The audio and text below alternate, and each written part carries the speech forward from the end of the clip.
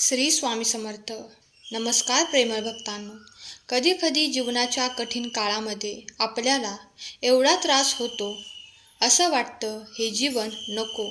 आपल्या मनात नको नको ते विचार येत असतात आणि त्या काळामध्ये आपण निराश होऊन जातो. निराशाजनक वातावरणामध्ये जगत असतो. अशा वेळेस चांगल्या गोष्टीही आपल्याला वाईट वाटत असतात. कोणी काही चांगलं सांगितलं तरी ते आपल्याला वाईटच वाटत असतं, कारण त्या नकारात्मकतेचा प्रभाव आपल्या संपूर्ण मनावर झालेला असतो, आपला मेंदूवरती झालेला असतो. आणि अशा काळात आपल्याला गरज असते ती सकारात्मक भगवंताच्या चमत्कारांची, देवाने दाखवलेल्या अनुभवांची. अशी गरज आपल्याला पडत असते आणि त्या काळात अशी गरज भागवणे हे खूप गरजेचे असते. आणि अशा काळामध्ये तुमची गरज भागवण्यासाठी आम्ही आहोत. आपल्या चॅनलवर नवनवीन सकारात्मक संदेश येत असतात. चॅनलवर नवीन असाल तर चॅनलला सबस्क्राईब करून आजचा हा सकारात्मक संदेश शेवटपर्यंत नक्की ऐका. माणूस कितीही मोठ्या संकटात असला तरी त्यातून मार्ग निघत असतो. म्हणून असं समजू नका की तुमच्या जीवनातील संकटांवर मार्ग निघणार नाही. मार्ग जरूर निघेल. कितीही मोठं संकट असलं तरी संकटातून तुम्ही एक दिवस नक्की बाहेर पडाल. परंतु तोपर्यंत तुम्हाला संयम हा ठेवावाच लागेल, कारण ज्याचा संयम सुटला तो जीवनातून उठला आणि त्याची प्रत्येक स्वप्न पूर्ण होत नाहीत, अपूर्णच राहतील. म्हणून संयम सुटू देऊ नका. काही रागीट माणूस आपण बघत असतो, त्यांना राग कंट्रोलच होत नसतो. थोडं कोणी काही बोललं की त्यांना लगेच संताप येतो, राग येतो. अशा लोकांमध्ये प्रामाणिकपणा खूप असतो, परंतु त्याचा संयम कमी असतो आणि अशा कारणांमुळे ते प्रत्येक गोष्टींमध्ये कमी पडत असतात. मग ते प्रेम असू द्या, भक्ती असू द्या किंवा इतर कुठलीही गोष्ट असू द्या. माणूस प्रामाणिक पाहिजे आणि त्याचबरोबर संयमी देखील पाहिजे, कारण कधी कधी आपल्या संयमाची परीक्षा ही घेतली जाते असते.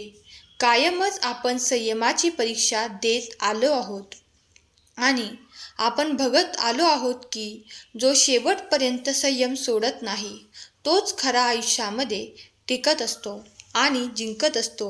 हे जिंकण्याची वेळ आता तुमची आहे. तुमच्या जीवनात भगवंताचे आशीर्वाद येणार आहेत. तुम्ही पाहिलेले प्रत्येक स्वप्न आता पूर्ण होणार आहे.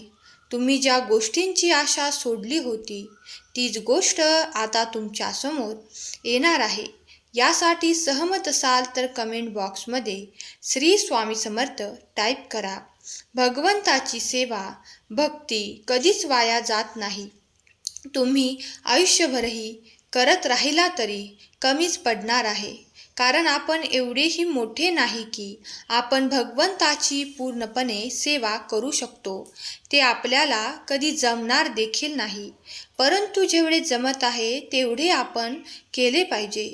भगवंताच्या चरणाशी जर आपण राहिलो तर आपल्याला परत दुसरे कोणाचे पाय पकडण्याची गरज येणार नाही, कारण भगवंताचे आशीर्वाद नेहमी आपल्या सोबत राहत असतात.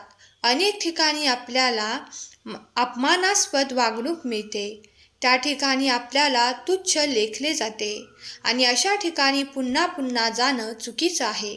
ज्या ठिकाणी आपली इज्जत कमी केली जाते, ज्या ठिकाणी आपला मान ठेवला जात नाही, सन्मान ठेवला जात नाही, अशा ठिकाणी जाणं टाळायचं आणि एवढं मोठं व्हायचं की पुन्हा त्याच लोकांनी तुम्हाला आदराने, आपुलकीने बोलावलं पाहिजे. त्या ठिकाणी तुम्ही चुकीचे पाऊल उचलून कोणालाही वाईट बोलायचं नाही. असे खूप प्रसंग येतील ज्या ठिकाणी तुम्ही त्यांना वाईट बोलू शकत होता, परंतु तुम्ही त्यावेळेस बोलले नाही. तुम्ही त्यावेळेस संयम ठेवला आणि त्या संयमाचे फळ तुम्हाला मिळाले. असे बहुतांश लोकांच्या जीवनात झाले आहे. आता तुमच्याही जीवनात होणार आहे. हा चमत्कार तुम्ही अनुभव करणार आहात. ज्या लोकांना प्रेमामध्ये अपयश आला, ज्या लोकांना संसारामध्ये अपयश आले आहे, ज्या लोकांनी हार मानली नाही, पुन्हा प्रयत्न केले, पुन्हा मोठे बनण्याचा प्रयत्न केला आणि ते जीवनात यशस्वी झाले आणि पुन्हा तीच व्यक्ती त्यांना जवळ करण्याचा प्रयत्न करू लागली. म्हणून लक्षात घ्या, दिवस थोडेफार वाईट येतातच आणि पुन्हा बदलत असतात. आज तुमच्यावर वाईट वेळ आहे, उद्या असणार नाही. आज तुम्ही दुःख भोगत आहात, उद्या ते दुःख भोगतील. जीवनाचा हा पाढा आहे, तो फिरत असतो. घड्याळाच्या काट्याप्रमाणे जशी वेळ बदलते तशी माणसांचीही वेळ बदलत असते. जीवनात कधीच अपयश येणार नाही असे प्रयत्न करायचे, अपयश येणारच नाही. कारण भगवंताचा आशीर्वाद तुमच्या सोबत आहे. जोपर्यंत भगवंताचे तुम्ही भक्त आहात तोपर्यंत तुम्हाला इतर कोणाचीही भक्ती किंवा लाचारी करण्याची गरज पडणार नाही. कारण भगवंत तशी वेळ तुमच्यावर येऊच देणार नाही. फक्त त्यासाठी तुम्ही प्रामाणिक राहायला हवं. कधीच खोटं बोलायचं नाही, नेहमी सत्यानं वागायचं. आपल्याला त्रास झाला ना तर होऊ द्या, परंतु सत्य बोला. कोणाचा तोटा होईल, कोणाला दुःख होईल असं कधीच वागायचं नाही. आणि हीच जीवनाची रीत आहे. आज तुम्ही जे पेरणार आहात तेच उद्या उगवणार आहे. तुम्ही जर आज चांगलं काम केलं तर उद्या त्या चांगल्या कामाचं फळ तुम्हाला मिळेल. म्हणून लक्षात घ्या, जीवन किती दुःखी आहे त्यापेक्षा ते आपल्याला कसं चांगलं बनवता येईल यावर लक्ष केंद्रित करा. तुम्ही जर फक्त दुःख बघत बसला तर पूर्ण आयुष्य दुःखात निघून जाईल आणि तुमच्या हाती काहीच लागणार नाही. म्हणून सकारात्मक व्हा.